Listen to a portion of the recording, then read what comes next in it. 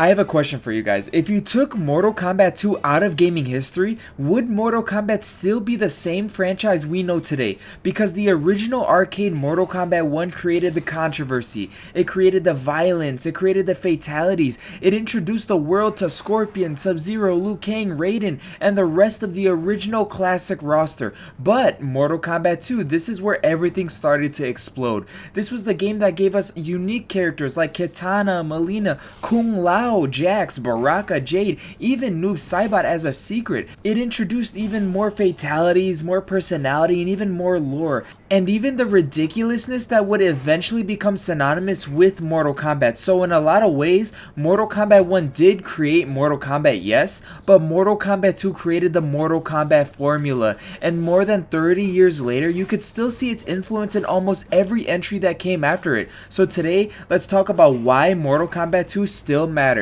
But if you guys don't know me by now, I'm Mr. Frosty Flames. We do anything gaming news, reviews, playthroughs, etc. And we do it in a chill way with no over editing BS. So if you enjoy that style of content, be sure to hit that sub button and join the Mr. Frosty Flames Legion. Anyways, let's get back to the video. So Mortal Kombat 1 was revolutionary. There's not really any argument there. Everybody knows it. You know, you have the digitized actors, the violence, the fatalities, the characters. It immediately separated itself from everything else in the fighting game genre. You know, it was something different than Street Fighter. But Mortal Kombat 1 was also clearly a game that was figuring itself out. I mean, it was the first game. You can't really blame it. But then when Mortal Kombat 2 came out, everything felt different. It felt like Midway knew exactly what Mortal Kombat was supposed to be. Almost everything was bigger. You know, the roster was bigger. The stages were bigger. The moves were more interesting. The secrets were everywhere. And the game had way more personality. It wasn't simply just, okay, here's Mortal Kombat 2, but just with a little bit more stuff. It felt like Mortal Kombat had finally found its identity.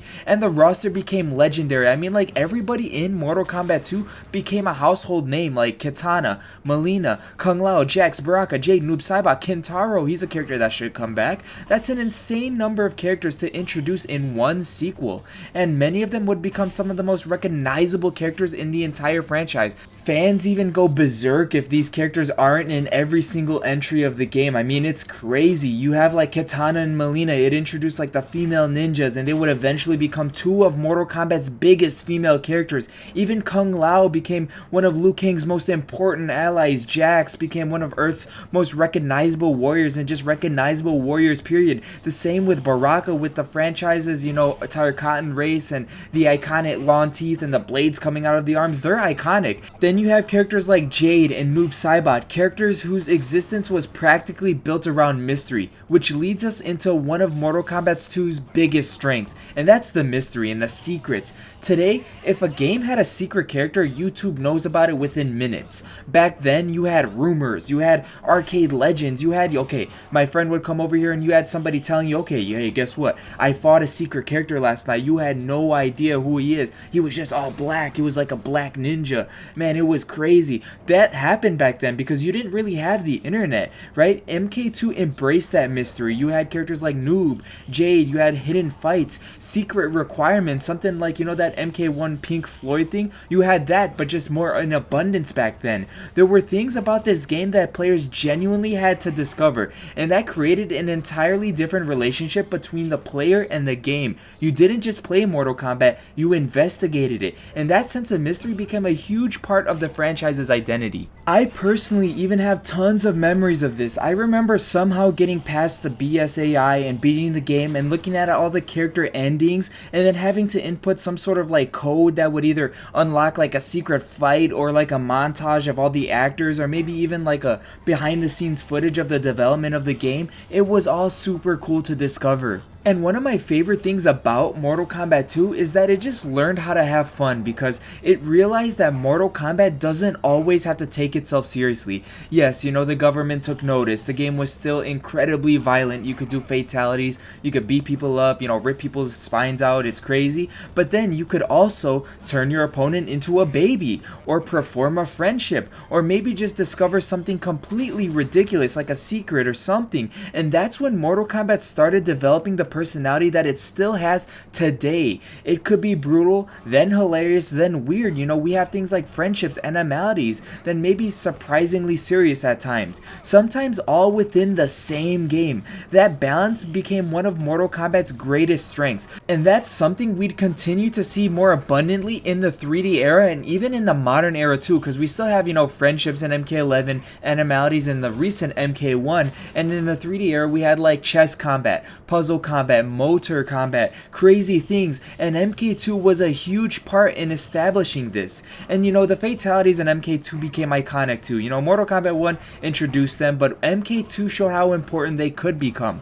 The finishing moves became more creative, they were more memorable, and more closely tied to the characters. You know, Sub-Zero, he was freezing his opponents, Scorpion was burning them alive, Baraka was using his blades, Jax was just ripping someone's arms off. Then you had stage fatalities, you know, the Deadpool stage where you could uppercut your opponent into the acid pit. You had the combat tomb, the spikes from the pit. These weren't just finishing moves anymore. They became something people talked about, something people wanted to discover, and something that made each character feel different. And eventually fatalities became just as important to Mortal Kombat as actual fighting. Like, you can't imagine a Mortal Kombat game without fatalities, and that's something that, you know, what was it, Mortal Kombat versus DC Universe did when they added the fatalities, but they were very toned down to match that T rating, and plus the DC characters didn't even have fatalities at all, and fans went ballistic. Even Mortal Kombat Armageddon, where they didn't have, you know, unique fatalities per character, you had to create a fatality where every character would just do some generic thing, like maybe just rip a spine out or rip somebody's arm off or just, like,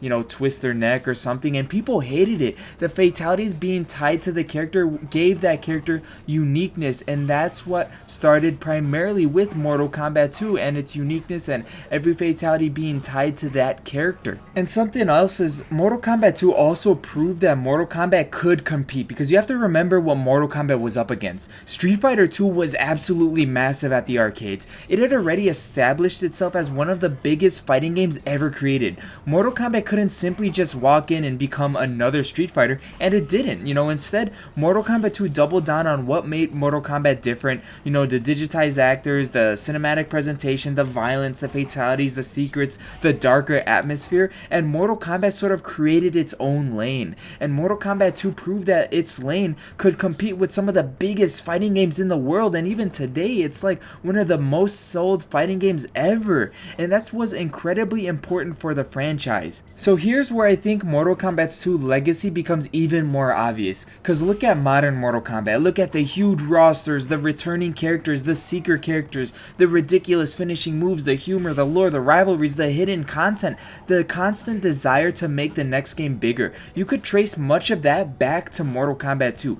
This was the game that showed Midway, okay, you know, we have something here, this is good. And from that point forward, Mortal Kombat just wasn't a fighting game anymore. It became like an entire lore-driven, lore-filled universe. It was great. So we're gonna get to my point of the video. Why does Mortal Kombat 2 still matter? Because it wasn't simply just a great sequel to Mortal Kombat 1. It was the game that proved that Mortal Kombat had staying power. You know, Mortal Kombat 1 created a phenomenon which is Mortal Kombat, but Mortal Kombat 2 established it as a franchise. It introduced characters that would remain important for decades. It expanded the gameplay. It gave the series more personality. It made secrets and mystery part of the experience, and it showed that Mortal Kombat didn't simply have to just copy anyone else. It could be its own thing, and to be honest, that's probably the most important part of its legacy. Mortal Kombat 2 didn't just continue the franchise, it gave the franchise an identity that would survive for decades and decades. So looking back, Mortal Kombat 2 is one of those games that can easily be taken for granted, because so many of the things it introduced feel completely normal in Mortal Kombat today. You have all these iconic characters, all these iconic finishes, all these iconic stages,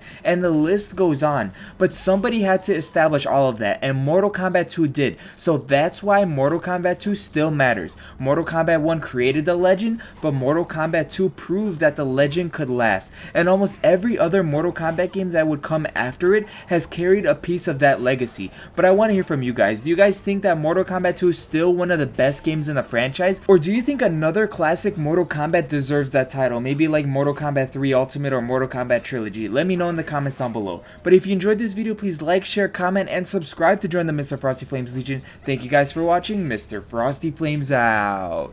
Ciao.